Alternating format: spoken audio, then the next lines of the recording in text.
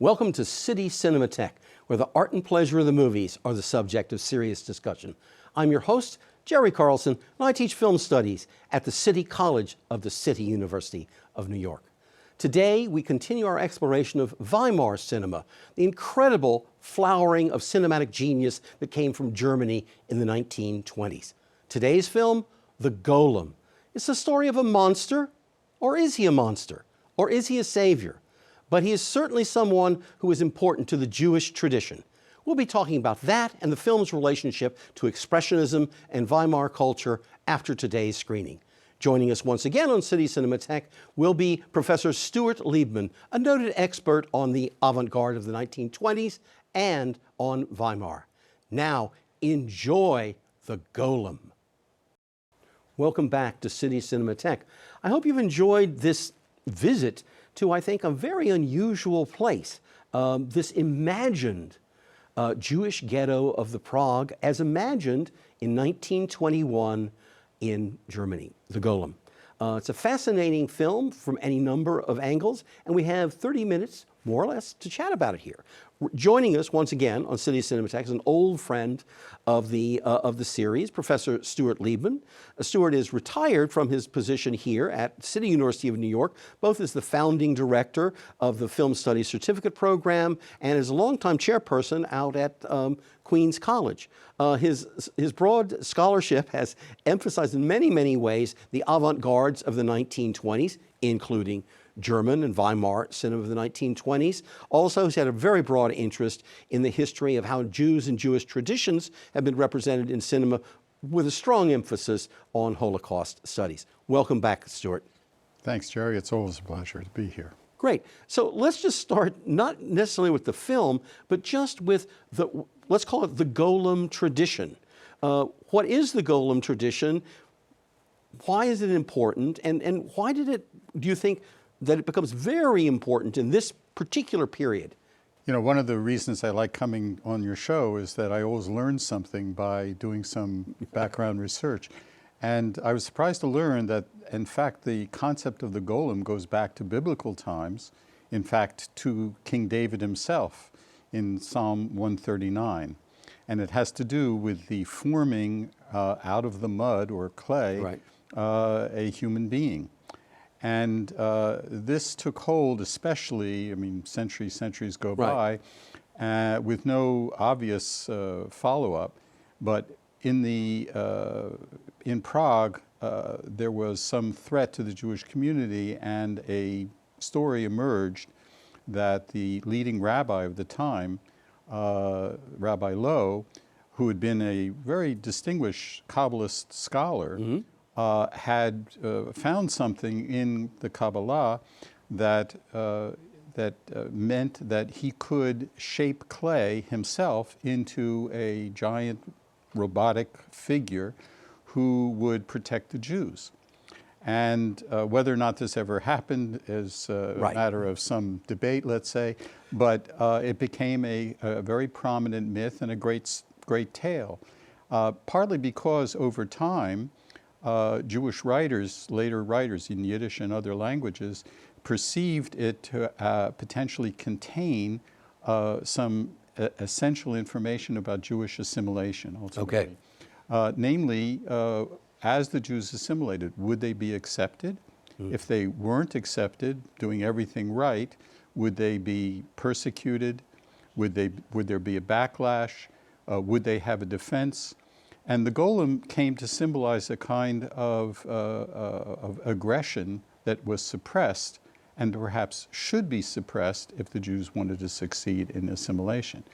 And so by the 19th century, Jews in Germany especially, which included the Bohemian lands and Austria and so on, all the German-speaking areas, they began to try to assimilate. Many of them converted. And some of them were accepted, and over time, as the families became Christian, they were more and more accepted, of course, until the Nazi period. And they began to feel that However, that some cases, especially as anti-Semitism and especially scientific anti-Semitism, Right. so-called, emerged in the late 19th century, they began to feel that their case for assimilation was being rejected. And so that becomes the background to the interest of this film, I think. Namely, what does the Golem stand for? Whose film is it made for? Whose story is it telling? And I think that will be an interesting topic to discuss. Well, I'm also very interested in the fact that that Weimar cinema as a whole, I mean, it is a product of the, the creation, the political creation of the Weimar Republic after World War I. But to be after World War I is something we always need to recognize. That is how cataclysmic that event was, how it rearranged the nation states of all of Europe, including the birth of a number of nations like Czechoslovakia or Finland, etc., and also that the Jews had been let out of, as it were, the Pale. And so all of a sudden you have different historical populations in different places. So the history of assimilation of German Jews is different from that of the Jews who have been trapped in many ways, in the Slavic countries and others such as Romania. So there's a lot of, there's a lot of anxiety out there in the world about these populations that are resettling or trying to assimilate in new ways, because the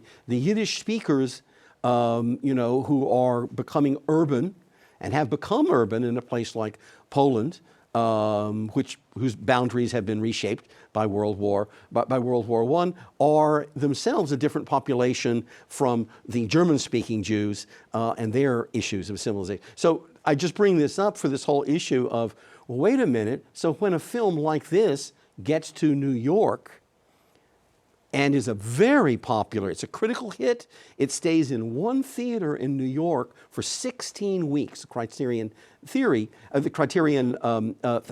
Theater, that's an audience that's going to be embracing this on terms a bit different from exactly what you're talking about the audience who's negotiating through the story if they're assimilated German Jews. So it's a story that's useful for a number of populations in terms of self-explanation. Yeah, actually, it was created, as the story goes. Paul Wegener, who was the principal moving force and the man who plays the Golem, especially in the 1920 edition, he assembles a group of people, including Jews, like the man named Henrik Galeen, who became a very important scriptwriter, ultimately for Nosferatu, one of the films you'll have in your show, and others, eventually, people like Karl Freund, who shot the film in 1920, to participate in this film. But he was shooting a film called The Student of Prague in 1913 in Prague, and that's where he first encountered this story, and he thought it would be a good one. And the group that ultimately shot the film in 1920 is an extremely cosmopolitan group. It stands for the Jews having made it in the German film industry, just as they made it here in the United States film industry. And they go on to make some of the most important films in a very non-anti-Semitic environment. In Germany until the late 20s, early 30s. Yeah, no, absolutely, absolutely fascinating. So let's turn to this whole question of the fact that this is considered, a classic of Weimar cinema, but most particularly the word expressionism is attached to the film. So why would this story be rendered at this time in an expressionist manner? I mean, what do you think was behind all of this? Because again, you've just pointed out that the people making this are, almost the definition of European cosmopolitans. So they're aware of what is happening, in the arts, all of which are being touched by an expressionist, aesthetic. So why is this appropriate for this version of this story? Well, German Romanticism, going back one step further, Okay. German Romanticism was very interested in this notion of doubles and uncanny events and so on. Horror was lurking here as well, and that's in fact what The Student of Prague was all about. It was based on a Poe story, but also Mary Shelley's Frankenstein. Right.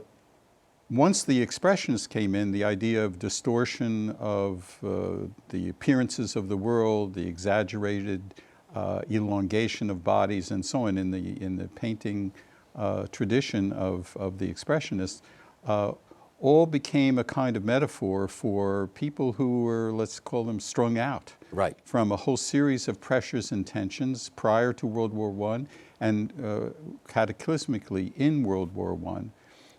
With the change of government, which allowed for freer creations in Germany, there was a potential opening to extending the expressionist tradition, visual tradition, but also performance tradition. And it's important to remember that as well, because many of these people, including Wegener, were very much, and Galeen, were all part of the Max Reinhardt Deutsches Theater in Berlin, famous German-Jewish director. So again, this cosmopolitan idea, but their willingness to import and to extend authentic German traditions in Expressionism to the cinema. Okay, so let's talk a little bit about performance and Expressionism. So, you know, if we think about American cinema and many of the things that are praised of certain kinds of performance in American cinema, perhaps the word that comes to mind there is probably naturalism. I mean, that and the way in which you know, many of the people who are trained through method acting in a Brando, a Pacino, a Paul Newman, you know, et cetera. Theirs is this whole notion of you're getting really, really close to what, in a certain sense, you could say the real body itself is, and the real emotions that are there. And it's almost like a microscopic inspection of that, as opposed to what I'm going to say, Expressionism seems to be much more projective in that. So what do you think is characteristic of Expressionist performance in this film? First of all, it's extremely self-conscious, not naturalistic. Yeah. Of course, there were naturalistic ventures, including some that, you know, the same group eventually participates in Weimar Germany. But the early Expressionist impulse in cinema is based on the visual and dramatic concepts in German Expressionists, because there was many German Expressionist plays that featured some of the same people and who were taught to dramatize and to self-consciously dramatize their behavior on set as on stage. So extreme slowness at times becomes very important, creating a kind of ponderousness at times, frankly, on screen, but very much authentic in that tradition. Lighting angles that emphasize parts of the body as opposed to the whole body. You see that in this film with, you know, a lot of the illumination of faces against dark grounds, things like that, things that look a little eerie. The slowness of the Golem's gait being the most obvious one.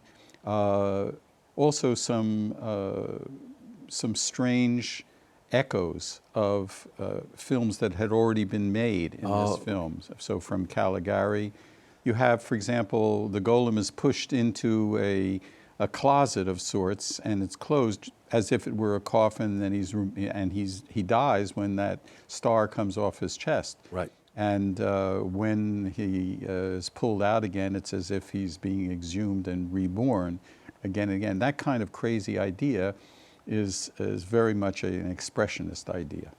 Okay. And so let's talk a little bit also about the design of this of this film. So who's behind? I mean, you know, Wegener is obviously the director of the film. He also plays. He plays the Golem. He's gathered this set of people. So who is it he gathers to you know, design the film? Well, there are people he's known for a while, and there's a new addition. Going back to 1913, somebody had been the designer named Rochus Gliese, who becomes a major figure designing various sets and costumes, including the costumes for the Golem. But more importantly for this film is that the film builds the ghetto. Yeah. And builds it as this medieval, creaking, sagging place that doesn't have right angles at all, it seems. Everything is ogive or kind of, I don't even know the word to describe it. We could go forward and say squid-like almost. Yes, you know, the kind of awkward silhouettes of the buildings. Yeah. The obviously decay in the buildings, the arches that are never really don't look very sustainable, look unstable. Mm-hmm. That's the world of Expressionism right there. The world is not a stable place. It's a place of extenuation and in some cases despair. That summarizes, I think, pretty well the set here. But it's by primarily a couple. Most notably Hans Poelzig, who was one of the major architects in a variety of German traditions, starting in the late 19th century. And he dies in the mid-30s, but he does do this set, which is one of the most extraordinary, I think, in all of Weimar cinema. You know, people talk about Metropolis, which many people know, but this one is even more dramatic in my opinion. Well, and it's worth pointing out that when this film was released, it was released into what was the giant era of cinema palaces around the world. That is, all major cities had very, very large cinemas. Yes, there were neighborhood cinemas for sure. Mm-hmm. Okay, no. But if you're in a Berlin or a Paris or a Chicago or in New York, you're going to have this availability of going to a cinema that seats between 1,000 and 4,000 people. And these are very popular places, and they are called movie palaces for a reason. And I'm bringing this up because the projection onto that screen is the projection of this vision of this city. I mean, if we're watching this, you know, on our cell phone, we're not watching the design of this film as it's meant to be projected at a certain scale to give you that sensation of being in that space that is that ghetto in the film, and as you pointed out, that the kind of creepy feeling of what kind of place really is this, which brings us to our old friend in Expressionism and a number of the other avant-gardes, the uncanny. Mm-hmm. So what's the relationship? Let's talk about what the uncanny is just a minute, and then what its function is in the film. Well, here it's the familiar, unfamiliar. Yeah. Yeah. In German, unheimlich means the uncanny quite literally, but it means not like home. Right. There's something alien. You're home, but you feel something strange. And of course, literally, that's not the case for even destroyed German cities after World War I, but more like, unfortunately, Gaza today or Berlin in 1945. But the thing I would say is that the reason this film has real strength for me is because, as we said at the beginning, it opens up interpretations that I think have to be understood, not simply in terms of style, but also in terms of allegorical meaning, even though that allegorical meaning may be complex and diverse. So, for example, there's a theme running through here about the tensions between Germans and Jews. Right.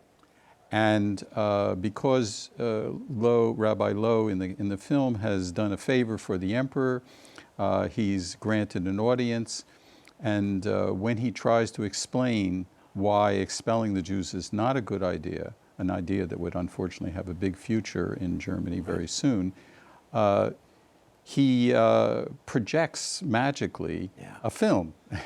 And this film involves Jews wandering, including one unfortunate-looking individual who provokes laughter, and that laughter provokes the rabbi to have the walls come tumbling down on the emperor and his crew. And only when the Golem, who's there strategically to hold up the building, our Samson in this case, saves the emperor, and that's what gives them some kind of freedom. However, underneath that too is not just the rabbi's rage, but the Golem's ultimate rage, and his inability to control, the rabbi's inability to control that rage. And that's what is a kind of an admonition to contemporary Jews. Don't get aggressive, don't push yourselves, et cetera, et cetera. And so that's another possible dimension. And then there's the Christian dimension too. What ultimately fells the Golem is a little girl, a group of Christian girls who disarm him by showing him, giving him an apple or something. And the Golem seems touched, and then she picks off his star, a not very Jewish looking star, I might add, and he then drops to the ground after dropping her, and she happily goes back with all her friends and does a little picnic or starts playing on top of him. So what the heck does that mean?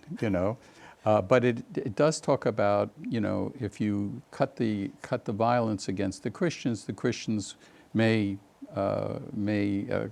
be able to accommodate to you. At least that's a very highly speculative reading of it. Well, but I think that's one of the virtues of the film, is that it's a talk about film. That is, one can imagine, I can close my eyes and see people streaming out of the Criterion Theater in New York a little over 100 years ago, and then, going to their favorite spot for a nosh, and then to talk about, well, what does it mean when the little girl does this or that? Because the film, in that positive sense, is productive of different different readings. And again, to come back to something I said a little bit earlier, the way in which an upper middle class German Jew might read this in terms of assimilation, as opposed to a Yiddish-speaking working class, they may come up with different interpretations of this because they come from different positions of seeing who they are as Jews in society, and seeing the conflict in different ways and how it's being dealt with or worked out in the film. By the way, I just have to mention that one of the things that is so rich about Weimar cinema is that we not only know how many of the key players eventually end up in Hollywood and play any number of roles in technological innovation, creation of film noir, etc., but you just have to say, well, wait a minute. The Marvel comic universe and Hulk and all of this, wait, is there, and the short answer is there a direct line of influence? I don't exactly know. Is there a porosity between these worlds and the functions, and that there's groups of people who have a kind of knowledge and bring it into Hollywood, so that a figure like the Hulk, is not un-Golem-like, although not identified ethnically.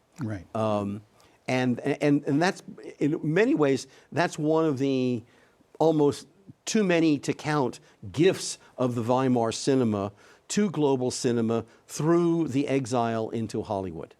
Yes, I think that certainly after 1933, of course, there were major expulsions from the German film industry, but they had been growing as a creative force in Weimar Germany for virtually the entire time of its creation, right up to the end. But so they had perfected techniques that Guido Seeber, who was not, who died actually in 1940 in Germany, he was not Jewish. Guido Seeber had been one of the great trick photographers and does the trick photography in the first Golem that you saw. But Karl Freund goes on to create many, many different aspects. He's very, very famous within Hollywood. And as we were talking before the show, he actually becomes a pioneer in television, albeit not for his greatest artistic achievements. But for a technical achievement that in a certain sense created the technological possibility of certain kinds of shooting schedules. To be just frank, he created the lighting scheme, the flat lighting scheme that is typical of the American situation comedy. The man who was an innovator in camera movement and in lighting and in lensing and everything, and every possible subtlety, was also the person who invented the template to make everything simple in the sitcom.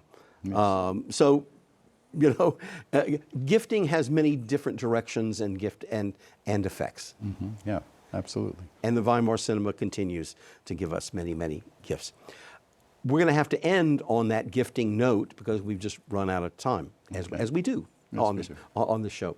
If you'd like more information about City Cinematheque or CUNY TV, please visit our website, www.tv.cuny.edu.